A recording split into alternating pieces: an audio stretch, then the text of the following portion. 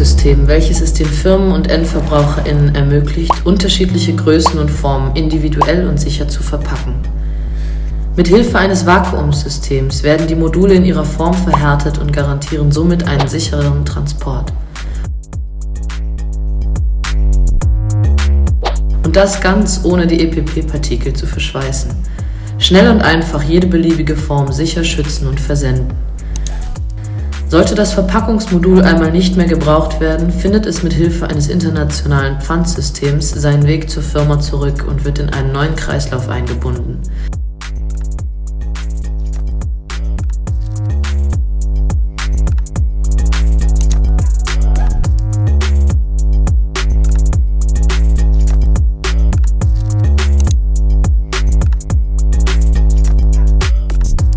Die zwei Materialien PE und EPP sind leicht voneinander zu trennen und können somit gut recycelt werden.